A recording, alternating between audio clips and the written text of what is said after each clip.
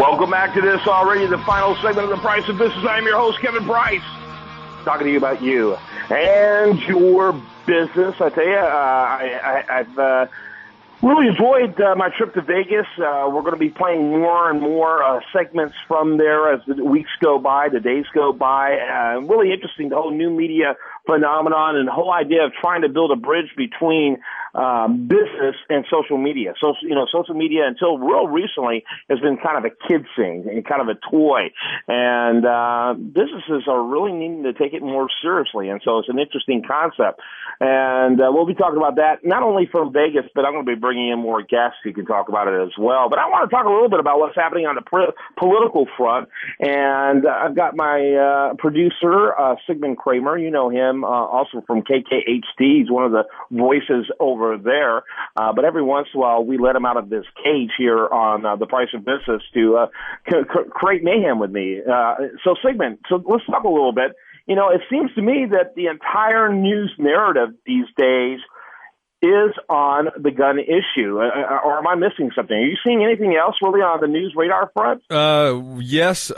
Just kind of rearing its ugly head is the deficit, the debt ceiling, what we're having to do to try to appease our commander-in-chief, our fearless leader, and the warnings and grumblings coming from Obama about, hey, GOP, don't try to fight me on this. Don't try to hold entitlement cuts and spending cuts over my head. You better just back off because I won, and you better just do what I say and raise that debt ceiling. Raise it. Put your hands up in the air and wave them like you don't care. Yeah. What's interesting about that whole deal is that he's made it clear that as of now he doesn't believe he can do it based on the 13th Amendment, which, the 13th Amendment, it was a horrible amendment. I know the objective was great, eliminating slavery, but it's one of the worst worded and has been used ever since, the 1860s for things that had nothing to do with slavery. Here's an example right here of power being transferred to the executive branch that people are trying to use that amendment for. But he's even come out and said, hey, I can't use the 13th Amendment. But these guys in Congress better realize how sober of a job this is and how serious of a job this is, and demonstrating that would be by voting to raise this debt without any hassles. Yep, and I'll be honest with you, he's probably going to get his way again because we have a bunch of spineless, lily-livered Republicans, and they have no idea how to bring a message to the American people. They have no principles. I'm just convinced of it. Most of them have no principles. There's a Democrat who proposed a legislation that says, and I love this legislation. If I understand it, a Democrat in the legislation I love, who would have thought? But basically it said that if a member of Congress voted for certain spending, they would automatically, once they reached a threshold that was above the debt limit, they would have automatically voted for an increase in the debt limit. Yeah. And the thing I like about that is that these Republicans are bellyachers who like to cry and moan and groan. But you take that Sandy relief, Hurricane Sandy relief, right? Only 60 Republicans voted against it.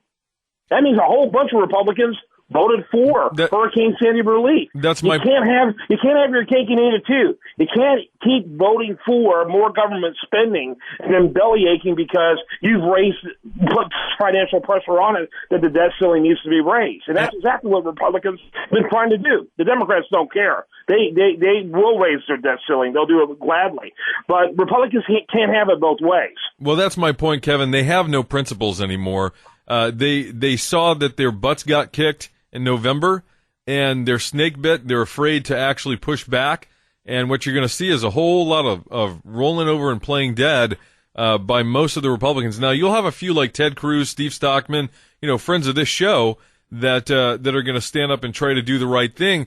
But I frankly believe that the American people are just, they don't have the gumption to, for the most part, either they don't have the intellect, they don't have the interest, the public interest in making sure that this country's future is secure. And because they're more interested in Khloe Kardashian's baby than what their own baby is going to face in about 30 or 40 years. or maybe even 20 years. So, until the American people stand up and hold themselves accountable and their elected officials accountable, we're going to see more of this type of behavior from Congress, even the Republicans, and we're going to see more of this type of behavior for sure from the Democrats and Obama, who are going to use this, just like you were talking about a few minutes ago with Sandy Hook and how that's, put the gun legislation on the forefront. Listen, they take, just like Rahm Emanuel said, you don't let a good crisis go to waste. You take advantage of it. Obama's doing it beautifully right now, and I hate him for it. Yeah, absolutely. Well, they say in politics, social philosophers have been saying for years that the masses are asses, and they keep proving it over and over and over again. I do believe that there's a very low level of knowledge among the American people, yet somehow we believe more democracy is a good thing. When Americans don't even understand the checks and balances of government, when they're acutely unaware of what's happening in the political process, yet letting anyone who's over the age of 18 vote just because they reached that milestone.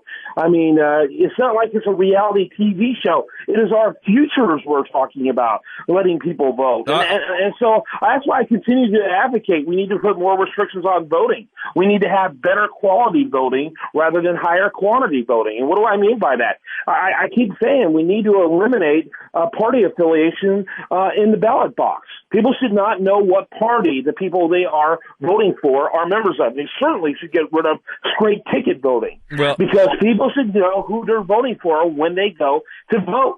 Simple as that. I wish I felt like that was going to make a difference, Kevin, because you know what? Even if they don't, look at Colin Powell. He's a Republican, right? Yeah, he's not a Republican. In what way is he a Republican? Yeah, he's not a Republican. So, he continues to call himself a Republican in order to torment the Republican Party. Yeah, so it's not... He wants to be an insider saying, I'm trying to clean up this mess of this horrible thing that they call, the Republican Party. Anyone who has that attitude that he has towards the GOP is, he's not a member of that party, clearly. So my point is, even if you get rid of party affiliations, it's going to come down to what the person believes. And quite frankly, Obama lied to the American people for the last, 4 years plus as he was running the first time and this time. And he's going to continue to lie.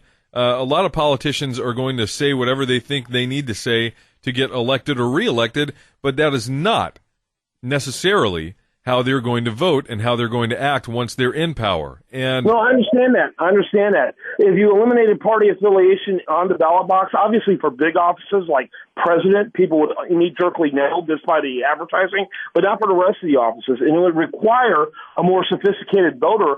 And since most people have zero interest in being a sophisticated voter, it would result in a much smaller voter turnout, but I think a higher quality voter turnout. Anyway, you're looking at the clock like me, so we're going to be talking to ourselves, and let's face it, we don't even like each other. Well, stop Sigmund that. Kramer, he's my producer, and I love Sigmund Kramer. He's my good friend, and always does a great job for me. I hope you all have a great rest of your day, and I hope you spend it right here on this great station.